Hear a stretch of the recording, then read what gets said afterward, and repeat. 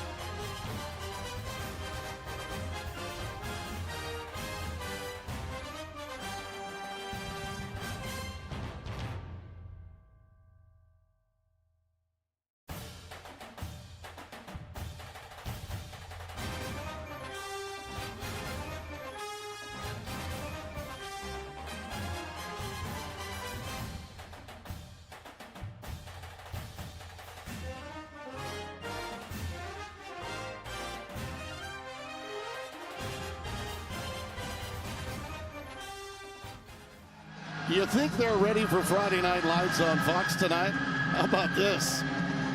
As for the weather, we had some rain earlier, could get some a little later, but there's a hint of fall in the air.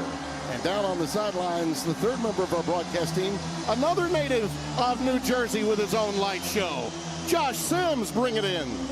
Well, Timmy V, last season, Rutgers running back Kyle Monangai showed he is one of the best running backs in the country, but felt like maybe nationally, people weren't talking about him the way they should. He wanted to come back this season because he knew they had a special team, but more importantly, he wanted to prove he is a complete back, that he can rush it, he can block, he can catch it out of the backfield, most importantly, that he can lead. And he has led this team to an undefeated start to the season. On the other sideline, though, Jonah Coleman for Washington.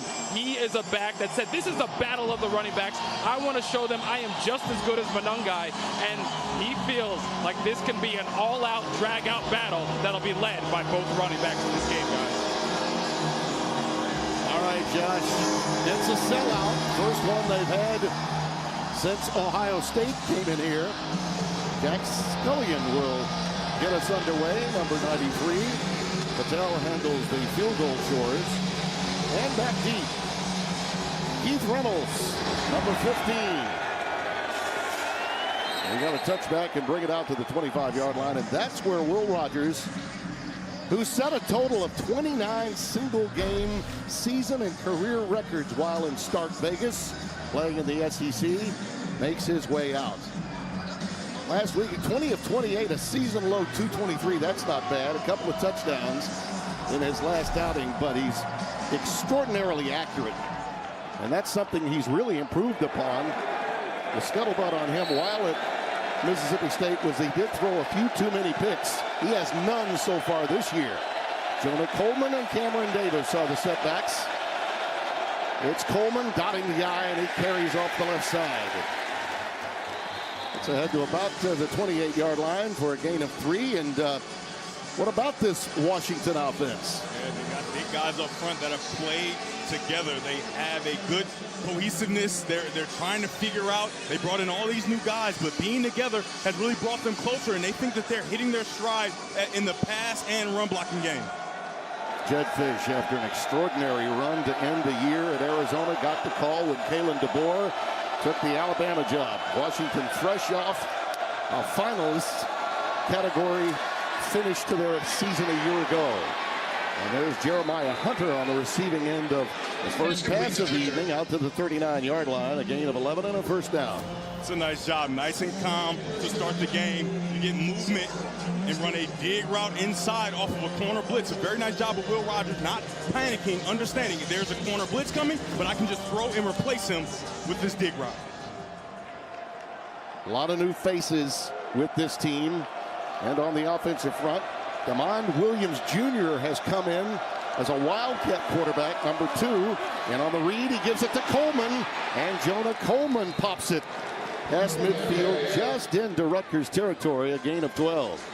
Although Will Rogers can run the football, when you bring in Damon, you get an opportunity to even out the numbers in the box, right? So when you add 6 guys in the box, you got +1 with the quarterback, and when you make that first guy miss, you can get down the field. And this is what Josh was talking about, a talented running back in Jonah Coleman. He wants to show that he is just as good as the guy on the other side. And Williams, the freshman from Chandler, Arizona, remains in the game with Coleman in the backfield. And now he'll swing it out on a quick out pattern. It's caught by Giles Jackson, the favorite target. And he has it to the 42-yard line now at Rutgers after a gain of 8, and Rogers checks back in. Got a lot of space out there with retreat covered. And a lot of quarterbacks don't like bringing in another quarterback, and it kind of breaks your rhythm. But when you can get positive plays on both of those plays, it does nothing. And Will Rogers just gets to come back in with 2nd and short. Coleman remains the setback. Tight end in the slot, Latu. And it's Coleman following him as they went heavy to that side of the field. A gain of 4 and another first down. This offense, as we mentioned, a lot of changes. The leader of that group, Enoch Vamai, there you see him, number 57, the right guard. He's been around for a while. So there's a receiving core that's outstanding. Boston and Jackson lead the way. The tight end is Latu. Moore could not go. Adam Muhammad is now checked into the game, and that is Brennan Carroll, the son of Pete, who runs the offense. Although Fish calls the plays. Of course, a noted offensive guru himself, Jed Fish. And they flood the zone and go with a screen look, and it was set up, but Muhammad stumbled a bit coming out of the gates. DJ Jabome came up with the stop. We've got a marker down, and let's check it. Jerry McGinn is our referee tonight. Picked up a couple of yards, and here's the call forthcoming. And we'll take a look at the Rutgers defense. They are strong up front. Personal foul. Number 75. Late hit after the play. With targeting. Plays under further review. Wow. T.T. Ali, 75, the center, is being whistled here for targeting. Oh, boy. The question will be, is number 0 Eric Rogers the defenseless player, which I think he actually is. On the ground, defenseless, and it's head or neck area. Even though it's not the crown of the helmet, I think they are going to get him for targeting, and that's a big loss. Your center for Washington. Well, you can make a case that he tilted that head in that direction. Yes, but when the defender is defenseless, Tim, it doesn't even matter if you get the crown of the helmet. As long as you make forcible contact to the head or neck area, it can be called for targeting. The question is, will they deem Rogers defenseless? Now, this is a guy that has started all 4 games and has been here 20 to 23 at Portland State. And here's Mike Pereira, and he'll give us the lowdown. Mike? I'll tell you, the one thing, I'd say if you're on the ground and you get piled on, you're defenseless. I just think that at that point, you are going to be in that position. After further review, there is no targeting. Number 75 may remain in the game. The 15-yard penalty for the late hit will still be enforced. And so as a defenseless player, you've got to get him, attack him, and get him in the head or neck area. Not so sure that forearm got there. Looked like it might have, but it certainly wasn't flagrant enough. Now, they did call unnecessary roughness with targeting, so therefore the unnecessary roughness stays on, which will give Washington will give a second to 25, actually, because it was a dead ball foul. With that in mind, something to consider, he did tilt his head. He was defenseless, but the helmet itself hit the shoulder pad. But, boy, that's a subjective call. You could have gone either way with that. Replay official Tom Kissinger said no targeting. So on 2nd and 23, Rogers lets it go, checks it down underneath to Kaleki Latu, who is starting in place of Quentin Moore, who's now out for the 2nd consecutive game. Excellent defensive work. Eric Rogers coming over, and we've got a 3rd down and long still coming up. On that previous down, Rutgers went to a too-high look just because of such a long distance to go. Now I believe they will come down into that cover 4 so that they can read these route patterns. Remember, number 5 in white is a guy that Will Rogers loves to depend on. Right here, Giles Jackson. 2 by 2, 4 out, and they go underneath, little tunnel look. They tunnel screen to Jonah Coleman, and he is wrapped up by Keontae Hamilton, the tackle number 48. Only 5 picked up on that play, and we'll see what the decision here is for the Huskies on 4th and 9. Yeah, that feels like a play that you run just to see what you can get, because you are going to go for it, and this is aggressive. Yes, it is. And I can't say that I don't agree. Because of the way they moved the ball, aside from that penalty, they pretty much gotten what they wanted, and Will Rogers have proven all season that he can be trusted. Brennan Carroll looking on.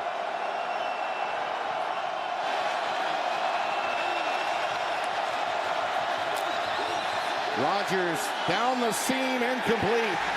Into double coverage. Denzel Boston, the intended receiver. But he was blanketed. And Rutgers will have it on downs when we come back.